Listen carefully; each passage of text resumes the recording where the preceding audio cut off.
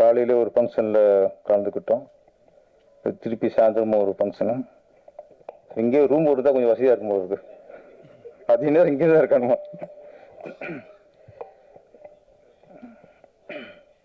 Vyjayanthi IPS இந்த படத்தில் வந்து பவர் ஸ்டார் வந்து அவர் நடிக்கலை. நான் ரொம்ப யோசிச்சு வந்தேன், அவர் நடிக்காத படத்துக்கு வரமாட்டாருன்ட்டு. இதுக்கே வந்தாருன்ட்டு இப்போ தெரிஞ்சு போச்சு. பிக்கப் பண்ண வந்திருக்காரு. படத்துக்காக இல்லை, வனிதா படத்துக்காக வந்திருக்கிறாரு. வனிதா மேடம் உஷாரா இருங்க, கவுத்துருவாங்க. ரொம்ப நீங்க தாய்லாந்து போனது ரொம்ப ஃபீல் பண்ணிட்டாரு அவரு.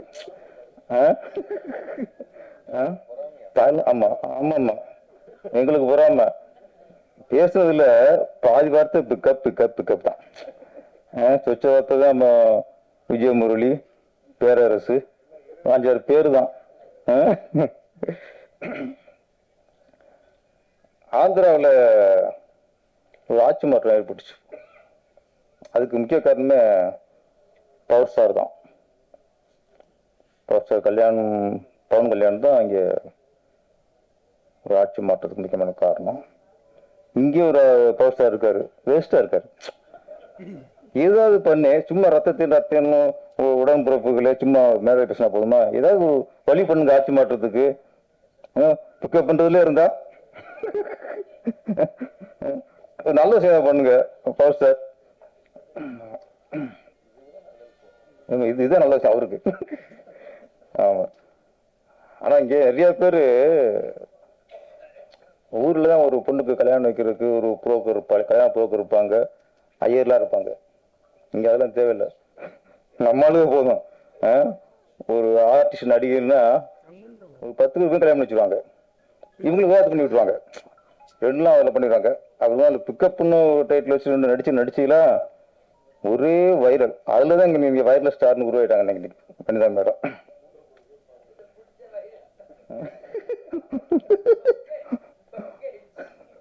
கொஞ்சம் அடுத்த சீல உட்கார வைங்க வேற.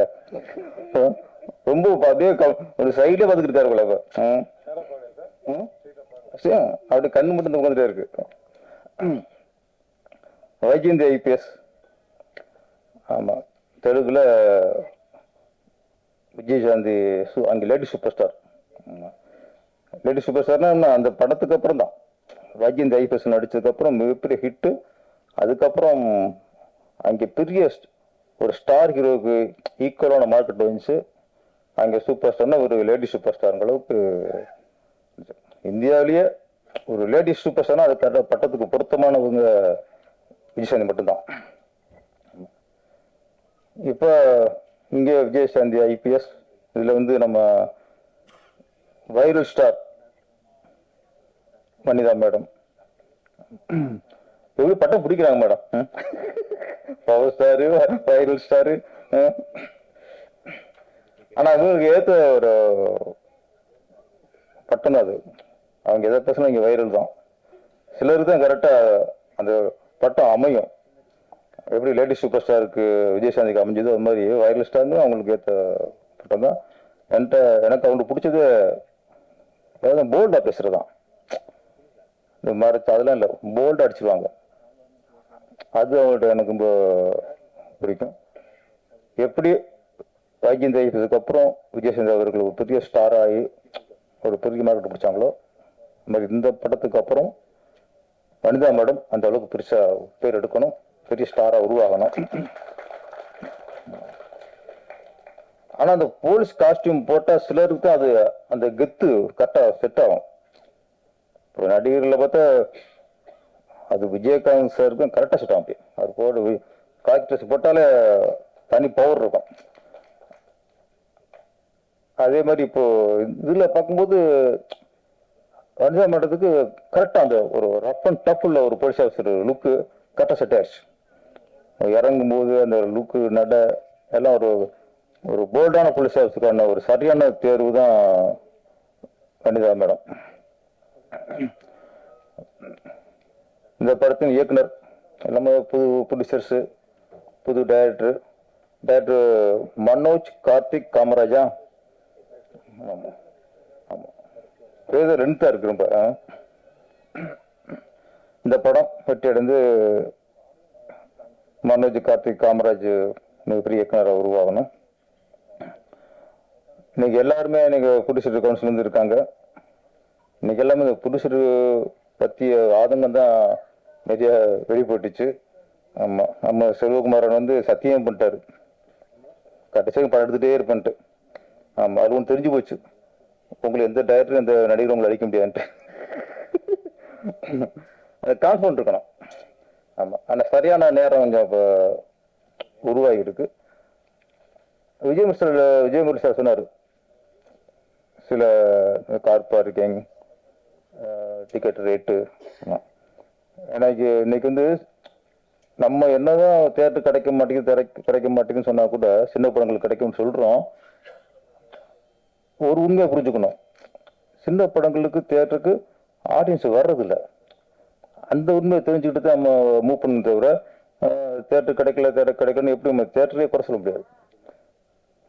முந்தான ஒரு படம், சின்ன படம், வெறும் 12 பேர் வந்திருக்காங்க, காட்சியை கேன்சல் பண்ணாங்க. அதுக்கடுத்து அந்த தேட்டர் எப்படி சின்ன படங்களுக்கு கொடுப்பாங்க? ஒரே உண்மை அப்படின்னா, இன்னைக்கு சினிமாங்கிறது ஏழைக்கானது இல்லை. ஏழைகள் நினைச்ச நேரத்தில் போய் படம் பார்க்கறதுக்கான ஒரு சூழ்நிலை இல்லை. அதான் மேட்ரு.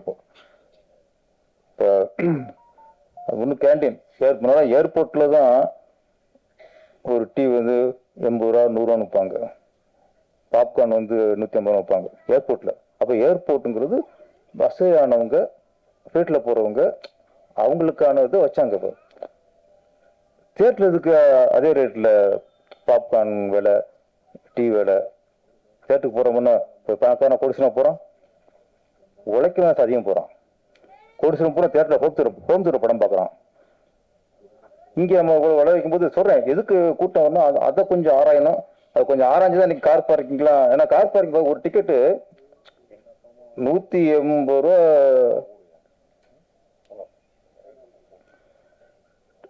ஒரு படத்தை டிக்கெட் 120 ரூபா, கார் பார்க்கிங் 200 கேட்குறான்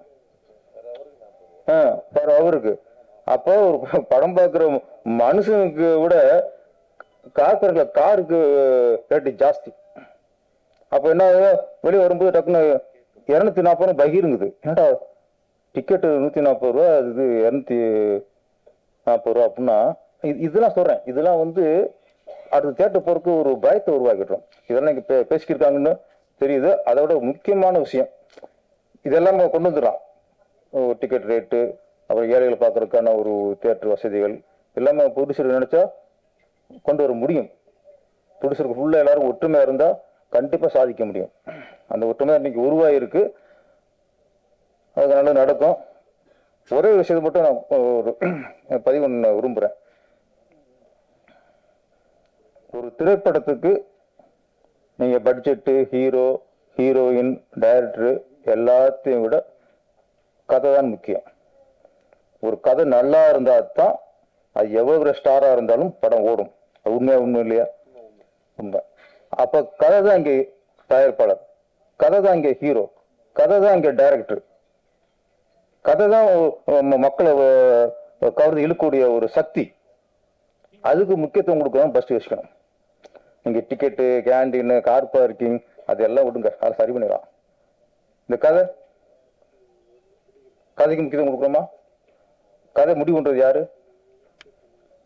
நான் சொல்றேன், இன்னைக்கு ஹீரோ கைக்குள்ள போயிடுச்சு. அது உண்மை, ஒத்துக்கணும். ஹீரோ கையில் போயிடுச்சு. ஒரு இயக்குனர்கிட்ட ஒரு ஹீரோ கதை கேட்டவுடனே என்ன பண்ணாங்க, அடுத்து அந்த புருஷருக்கு ஃபோன் பண்ணி இந்த டேரக்ட் நான் கதை கேட்டிருக்கேன், கதை ஓகே, நாளைக்கு வரவழைச்சு நீங்க அட்வான்ஸ் வாங்கிங்க அப்படிங்க, அட்வான்ஸ் கொடுத்துருங்கிறாங்க. அந்த புருஷர் கதை கேட்கிறாரா? புருஷர் கதை கேட்டு அவருக்கு பிடிச்சிருந்தா தான் படம் பண்றாரா? ஒன்னே ஒரு சாபக்கேடு, ஒரு பெரிய ஹீரோ கால்ஷீட் கொடுத்துட்டா அவரு கதை ஓகே பண்ணிட்டாருன்னா அந்த கதை பிடிச்சிருக்கோ பிடிக்கலையோ அதெல்லாம் பிரச்சனையே இல்லை, அந்த பிடிச்ச படம் பண்ணி ஆகணும். இன்னும் என்ன, ஹீரோ கூட தீர்மானிக்கிறாங்க. ஆமா, தீர்மானிச்சிட்டாங்க. அப்போ ஒரு அந்த தயாரிப்புல கதையை கேட்டு வேற கதையை கேட்டுக்கலாம்னா அடுத்த பிடிச்சி காடிச்சு போயிருது. ஓகே அப்போ அப்புறம் பண்ணிக்குவோம், கதை செலக்ட் பண்ணுவோம் அப்படி இந்த அந்த டைரக்டரை இன்னொரு பிடிச்சி அனுப்பிடுவாங்க. இதெல்லாம் நடக்குது என்ன. அப்போ இங்கே சினிமாவுக்கு கதை தான் முக்கியம். அந்த கதைக்கு யார் அதை டிசைட் பண்றது? பெரிய ஸ்டார் ஒரு 30-40 படம் பண்ண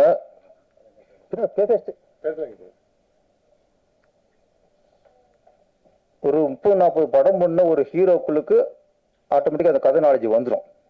அப்போ அவ கதை டிசைட் பண்ற ஒரு அத்தாட்டே உங்களுக்கு வந்துடும். ஏன்னா அனுபவம் இருக்குல்ல, அனுபவம் தான் எல்லாத்தையும் கற்றுக் கொடுக்கும். ஒரு 4 படம் பண்ண ஹீரோ 5வது படத்துக்கு அவர் கதை கேட்டு அவர் பிடிச்சி அனுப்புறாரு. என்னைக்கு இந்த சினிமா எப்போ நல்லா இருந்துச்சு? ஒரு தயாரிப்பாளர் ஒரு டைரக்டர் கதை கேட்டு அந்த கதை நல்லா இருக்கு, இந்த கதைக்கு யார் நடிச்சா நல்லா இருக்கும், இந்த கதைக்கு விஜய் நடிச்சா நல்லா இருக்குமா, அஜித் நடிச்சா நல்லா இருக்குமா, கார்த்திக் நடிச்சா நல்லா இருக்குமா, தனுஷ் நடிச்சா நல்லா இருக்குமா, அப்ப இந்த கதைக்கு தனுஷ் நடிச்சா நல்லா இருக்கும் அப்படின்னு டிசைட் பண்ணி அந்த டைரக்டரை தனுஷ்ட அனுப்பி அவர் அப்பாயின்ட் வாங்கி கதை சொல்லி அவருக்கு ஓகேன்னா அப்படி படம் எடுத்தாங்களே அப்பதாங்க சார் சினிமா ஆரோக்கியமா இருந்துச்சு. ஒரு தயாரிப்பு கதை ஓகே பண்ண இந்த கதைக்கு யார் ஹீரோ, அவருக்கு என்ன சம்பளம் அது விஷயம், அது அவர் அந்த மார்க்கெட்டுக்கு சம்பளம் வாங்குறாரு, அது அடுத்த விஷயம். கதை அஸ்திவாரம், இங்க அஸ்திவாரம் ஆடி போச்சு, பிடிச்சிருக்கும் கதைக்கு சம்மந்தம்லன்னு ஆகி போச்சு. இப்போ நீ மத்தெல்லாம் பேசுறோம், நான் பேசுறது ஒரு அடித்தரமான மேட்ரு. இதான் முக்கியம். கதை இல்லாம நீங்க ஷூட்டிங் போக முடியாது, கதை முக்கியம். அப்ப அங்கேயும் கோட்டை வர்றீங்க ப்ரொடியூசர், அங்கே கோட்டை வர்றதுனாலதான் ஒரு கதை வந்து என்ன தெரியாம போகும்போதுதான் இது என்ன படிச்சு அடங்குது. 80 கோடி அப்படிங்கிறது ஷூட்டிங் செலவு என்பதுன்னா நாளைக்கு 150 கோடி இருக்கு. ஏன்னா நீங்க கதையை வந்து ஒரு உள்வாங்கி இவ்வளவு ஆகும் படிச்சுட்டு போடல. அப்புறம் ஒரு டைரக்டர் கூப்பிட்டு முதல்ல என்ன படிச்சுட்டு ஆகும் பேசணும். இந்த விஷயம்லாம் இது மற்றது ஹீரோக்கள் சம்பளம் அது இது செலவுகள் அது அடுத்த விஷயம் சார், அதெல்லாம் சரி பண்ணிடலாம். கதையில வந்து பண்ணோம். இன்னொரு விஷயம் எப்படின்னா சில ஹீரோக்கள் ஒண்ணு நிறைய படம் பண்ணவங்க கதை கேட்கறாங்க, ஓகே. ஒரு 2ஆம் தரத்துல உள்ள ஹீரோக்கள் கூட என்ன பண்றாங்க, கதை கேட்கறதுக்குன்னு சில ஆள் வச்சிருக்காங்க சார். விஜயன் சார் எல்லாம் தெரியும் உங்களுக்கு. என்ன பண்றாங்க, கதை கேட்க மாட்டாங்க. ஒரு டைரக்டர் வந்தா நீங்களோட கதை சொல்லுங்கிறாங்க. அப்ப ஒரு ஹீரோவுக்காக இன்னொருத்தர் அந்த கதை ஞானம் உள்ளவர் 60 கதை கேட்கிறாரு. அவர் ஓகேனதுக்கு அப்புறம் தான் ஹீரோ கேட்கிறாரு. ஹீரோ கேட்டு அவருக்கு முடிச்சு போச்சுன்னா அடுத்து அவங்க என்ன பண்றாங்க, அடுத்து எந்த பிடிச்சிருக்கு கால் ஷீட் கொடுத்துருக்காங்களோ அங்கே போன் பண்ணி நம்ம கதை கட்டுறது கேளுங்க அனுப்புறாங்க. போயிட்டு இருக்கு. நான் சொல்றேன், ஒரு ஹீரோ ஒரு 2 கோடி சம்பளம் வாங்குற ஹீரோ தனக்கு வர கதையை கேட்கறதுக்கு ஒரு ஆள் வச்சிருக்காரு. 20 கோடி பட்ஜெட்டுக்கு 2 கோடி சம்பளம் வாங்குற ஒரு ஹீரோ அந்த கதையை கேட்கறதுக்கு ஒரு ஆள் வச்சு கதை கேட்டு நல்லா இருந்தா பண்றாரு. 20 கோடி இன்வெஸ்ட் பண்றீங்களா ப்ரொடியூசர், நீங்க அதுக்கு ஆள் வைக்க கூடாது. நமக்கு அது வேலை, நமக்கு அந்த கதை கணிக்கிற இது இல்லைன்னா ஓகே வந்து ஹீரோ கதை ஓகே பண்றாரு, அந்த கதையை கேளுங்கப்பா அப்படின்னு ஒரு 4 பேரை வச்சு நல்ல அணுகுல ஆளை வச்சு நீங்க கேளுங்க, ஒத்து வராதான்ட்டு. அப்ப 2 கோடி வாங்குற சம்பளம் வாங்குற ஹீரோ கதை இருக்கிறாரு, 20 கோடி இன்வெஸ்ட் பண்ற ப்ரொடியூசர் வந்து காசு கொடுக்க மட்டும்தான் இருக்கு, வேலையா இருக்கு. நான் எது சொல்ல வரேன்னா கதை தான் சார் முக்கியம். ஒரு ப்ரொடியூசருக்கு வந்து உங்களுக்கு கதை பிடிச்சி கேட்டு கதை பிடிச்சிருந்தா பண்ணுங்க, பிடிக்காம பண்ணீங்கன்னா லாஸ்ட் தான் வரும். அப்புறம் எந்த பெரிய எவ்வளவு பெரிய ஹீரோ நடிச்சாலும் சரி கதை சரியில்லைன்னா லாஸ் தான் வரும்.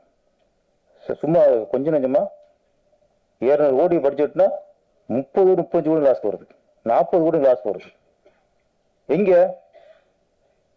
ஹீரோ காட்சி கொடுத்தாரு ஓகே, அவரு நான் சார் இப்போ சொல்றேன் ஹீரோக்கள் சம்பளங்கிறது 2வது விஷயம் தான். கதை ஹீரோ கதை ஓகே பண்ணாலும் அந்த கதை உங்களுக்கும் ஓகே இருக்கணும், உங்களுக்கும் பிடிச்சிருக்கணும். ஸோ உங்களுக்கு அந்த இது கதையை டிசைட் பண்ற இது இல்லையா, அதுக்கு அந்த சினிமா எத்தனை இருக்காங்க கதை அறிவு உள்ளவங்க, அந்த அனுபவம் எத்தனை இருக்காங்க, அவங்க கூட வச்சுட்டு 20 கோடி இன்வெஸ்ட் பண்ணும்போது ஒரு 20,000 கொடுத்தா கதை உட்காந்து கெடுதானே. 20 கோடி பண்றோம், இப்போ 20,000 கொடுத்து ஒரு பைசா கொடுத்து நீங்க கதையை கேளுங்கன்னா அவன் அக்கறை ஆளுநர் பிரிச்சு எடுத்துருவாங்க. ஆள் எத்தனை பேர் இருக்காங்க இங்க கதை திரைக்கதை வசனத்துல மூலிகை முத்து எடுத்தாலும் நிறைய பேர் இருக்காங்க. ஏன்னா இங்க வந்து சவுந்தர் வந்திருக்காரு, விஜயமுஷா வந்திருக்காரு, அவர் செல்வகுமார் வந்திருக்காரு. நான் சொல்றேன், நீங்க இன்னைக்கு நிறைய விஷயம் பேசிருப்பீங்க சார். இப்ப நிறைய விஷயம் பேசி கார் பார்க்க எல்லாம் பேசுனீங்க. இதுதான் முக்கியம். ஒரு கதையை ஒரு தயாரிப்பாளர் முடிவு வரணும் சார். அப்பதான் சினிமா கரெக்டா வரும். இல்லைன்னா அவங்க இங்க இப்ப இழுத்துட்டு போய் ஒரு தரம் வேணும்ல. கலெக்ஷன் வருது, வசூல் வருது, ஒரு படத்துக்கு தரம் வேணும்ல. நாளைக்கு இதை முடிவு பண்ணாதான் சரியா வரும். சவுத் ஸ்டாரா இருக்கட்டும், ஏவிஎம்மா இருக்கட்டும், எத்தனை பேனர்கள் இவங்க கதை கேட்டு தான் ஹீரோட்ட அனுப்புவாங்க. இப்ப ஹீரோ கதை கேட்டு புடிச்சிட்டு அனுப்பும்போது உள்டாகி போச்சு. அப்ப என்ன, ஒரு 8 ஹீரோக்கான கதை ஞானம் இருக்குல்ல, அந்த ஞானத்துக்கான படங்களும் வந்துகிட்டு இருக்கு. ஒரு ஹீரோவுக்கு அவருக்கான கதை ஞானம் இருக்கும். அப்ப அதே பேட்டர்ன்லேயே தான் அவங்க கதையை ஓகே பண்ணுவாரு. புடிச்சு ஓகே பண்ணும்போதுதான் விதவிதமான கதை வரும். ரஜினிக்கு வந்து ஒரு பக்கம் மாட்டுக்கால, அப்போ ஒரு பக்கம் ஒரு எங்கேயோ கேட்ட குரல், ஒரு புது கவிதை, எத்தனை வெரைட்டியான படங்கள் வந்துச்சு. ஏன் வந்துச்சு? அப்போ புடிச்சு கதை டிஸ்டர்ப் பண்ணாங்க. கதை டிஸ்டர்ப் பண்ணி ரஜினி நடிச்சா நல்லா இருக்கும், இது முன்னாடி கமர்ஷியல் பண்ணியிருக்காரு, இப்போ ஒரு ஃபேமிலி ட்ராமா பண்ணா நல்லா இருக்கும், ஒரு நல்லவனுக்கு நல்லவன், அப்புறம் பாயும்புலி, மாறி மாறி கமலாசனுக்கு ஒரு சலகல வல்லவன், அப்புறம் 3ஆம் புறம் வரும், பாலியமயம் வரும். வெரைட்டியா வந்து அப்ப இப்ப இன்னைக்கு ஒரு ஹீரோ கதை வெரைட்டியா கதை வருதா? ஏன் இல்லைன்னா அந்த ஹீரோ நாலேஜுக்கு அவங்க கதை அறிவுக்கு தான் கதை கேட்கறாங்க. அப்ப ஒரே மாதிரிதான் கதை அமையும். ஒரு தயாரிப்புல கேட்டா தான் ஒரு மாசம் வந்து தயாரிப்புல ஹீரோவுக்கு சொல்றேன், ஹீரோவுக்கு நல்ல விஷயம்னா அவங்க நன்மைக்கு என்னன்னா, நீங்க ஃபர்ஸ்ட் புதுசு கதை கேளுங்க. அப்பதான் உங்களுக்கு கதை வெரைட்டியா வெவ்வேறு சேனல்ல வரும். நீங்க கதை கேட்டீங்கன்னா அது ஒரே சேனல் வந்துட்டு இருக்கும். இன்னைக்கு ஆபத்து இதுதான் சார். இன்னைக்கு சரியான கதை வர்றதில்ல. ஒரு படம் பூரா ஒரு வன்முறை ஜாஸ்தியா போச்சு. கஞ்சா விற்கிறது, போதை பொருள் கடத்துறது. ஏன்னா கதை தயாரிப்புல சைட்ல இல்ல, கதை முடிவு பண்றது அவங்க சைட்ல இல்ல. இதுதான் ஃபர்ஸ்ட் அத்திவாரம். கதையை டிசைட் பண்ற உரிமையா ஃபர்ஸ்ட் தயாரிப்பாளர் வந்து கொண்டு வரணும். சிறிய படங்கள் நிறைய படம் நல்ல நிறைய வருது, நல்ல படங்கள்லாம். ஏன்னா அங்கே தயாரிப்பாளர் கதை முடிவு பண்றாங்க. சின்ன சின்ன படங்கள்லாம் விவரிச்சால எத்தனை கிட்ட இருக்கு நல்ல படங்கள். பார்க்கிங் படம் வந்துச்சு, சித்தான்னு படம் வருது, கொண்டாடுறாங்கல்ல சின்ன படங்கள்ல. ஏன் கொண்டாடுறாங்கன்னா அதெல்லாம் தயாரிப்பாளர்கள் கேட்டு ஓகே செஞ்ச கதை. ஆனா சிறிய படங்கள்லாம் வெவ்வேறு சேனல்ல வருது. பெரிய ஆர்டிஸ்ட் படம் ஒரே மாதிரி வர காரணம் ஹீரோக்கள் கதை முடிவு பண்றாங்க. இது கொஞ்சம் மாறினா மற்ற செலவுகள் அப்புறம் இதுதான் நான் நினைக்கிறது. ரொம்ப ஆழமும் தான். இதையும் கொஞ்சம் தயாரிப்பு நடைமுறைப்படுத்தணும். நம்ம மற்ற முக்கியமான ஸ்ட்ரைக்கை மட்டும் தயவு செய்து நடத்திடாதீங்க. அதுக்கான வாய்ப்பெல்லாம் கொடுத்துடாதீங்க. எல்லாத்தையும் பேசி சரி பண்ணிக்கலாம். வைஜெயந்தி ஐபிஎஸ் இதுவும் சிறிய பட்ஜெட் படம் தான். கண்டிப்பாக நல்ல ஒரு தெரியுது, ஒரு பாலியலுக்கு எதிரான ஒரு கதைன்னு தெரியுது. இந்த சூழல்ல இந்த மாதிரி கதைகள் நிறைய வரணும், மக்களுக்கு விழிப்புணர்வு உண்டாக்கணும். இந்த வைஜெயந்தி ஐபிஎஸ் மிகப்பெரிய வெற்றி அடைந்து தயாரிப்பாளர், டைரக்டர், நடிகர் எல்லாருக்குமே நல்ல பேர் வரணும். இதை எடுத்து ரிலீஸ் பண்ற நண்பர் வினோத்குமார் அவர்களுக்கு பெரிய ஒரு லாபகரமா இந்த படைப்பு அமையணும். வினோத்குமார் ஒரு இயக்குனர் தான். விரைவில் அவர் ஒரு படத்தை இயக்கி வெளியிடணும். எல்லாருக்கும் வாழ்த்துக்கு நன்றி, வணக்கம். அது ஒரு விஷயத்தை உடைச்சிட்டோம்னா அதை தெளிவுபடுத்திடணும். விஜய் பிரசாத் சொன்னது நான் வந்து எதிர்ப்பு தெரிவிக்கல, அதை முழுமையா நான் ஏத்துக்கிறேன். ஏன் இயக்குனர் வந்து புடிச்சிட மதிக்கலைன்னா நீங்க அவரோட கதை கேட்கல சார். நீங்க அவரோட கதை கேட்டு நீங்க ஓகே பண்ணி அதுக்கப்புறம் ஹீரோட்ட அனுப்பியிருந்தா அவங்க மதிப்பாங்க. ஒரு ஹீரோட்ட போய் ஒரு டைரக்டர் ஒரு படம் பண்ணியிருக்காரு, 6 சம்பளம் 1 கோடி வாங்கியிருக்காரு, அந்த படம் கொஞ்சம் சுமாரா வெற்றி அடைஞ்சிருச்சு. அந்த டைரக்டர் போய் ஒரு ஹீரோட்ட காசு வராரு, பெரிய ஹீரோட்ட, அது ஓகே ஆயிடுச்சு. உடனே ஹீரோ போன முன்னே நாளைக்கு டேரக்டர் வருவார், அட்வான்ஸ் கொடுத்துருங்கிறப்பல. இப்போ அட்வான்ஸ் சம்பளம் பேசுறாங்க. 1 கோடி வாங்கின அந்த டைரக்டர் 15 கோடி கேட்கிறார். ஏன்? ஹீரோ கதை ஓகே பண்ணிட்டார். ஒரு பெரிய ஹீரோ கதையை ஓகே பண்ண ஒரே காரணத்துக்காக ஒரு 5 கோடி கேட்டாருன்னா எப்படி நீங்க அதுக்கு ஒத்துக்கிறீங்க? ஃபர்ஸ்ட் ஒரு வீடு வாங்கிருக்கியா, இப்போ பெரிய ஒரு படம் 4 வீடு வாங்கிக்கோ, 5 வீடு வாங்கிக்கோ. அப்ப என்ன பண்றான், நம்ம ஹீரோவுக்கு பயப்படுறோம்ல. எங்கே வர நம்ம வந்து கேட்க சம்பளம் கொடுத்து ஒரு அவாய்ட் பண்ணிட்டோம்னா ஹீரோ கோச்சுக்குவாரோ, காசு கொடுக்க மாட்டாரோ அப்படின்னு அந்த பயம் வருவாங்க. அங்கேதான் சார் டேரக்டர் மதிக்க மாட்டேங்கிறாங்க. டேரக்டர் மட்டும் நான் போய் சொல்றேன், ஒரு ஸ்பாட்டுக்கு ப்ரொடியூசர் போனா அங்கே உள்ள சில ஆளுக்கு இவரு இங்கே வராரு, யாரு அத்தனை பேருக்கு சோறு போடுறான். இருந்தாலும் அத்தனை பேர் அன்னைக்கு பேட்டா வாங்குறது அவர் காசுங்க. அத்தனை பேருக்கு அந்த பிடிச்சி சம்பளம் கொடுக்குறாங்க. அவர் ஸ்பாட்டுக்கு போனா இவரு எங்கே வராருங்கிறாங்க. நடக்கலையா? நான் டேரக்டர் தான், இதை நான் நேரத்தை பேசுவேன். அப்ப எவ்வளவு ஒரு அவமானம். ஏன் நடந்துச்சு? ஒரு ப்ரொடியூசர் யாருமே மதிக்கிறல. ஏன் ஹீரோக்களும் மதிக்கிறது இல்லை, டைரக்டரும் மதிக்கிறது இல்லை, டெக்னீஷியனும் மதிக்கிறது இல்லை.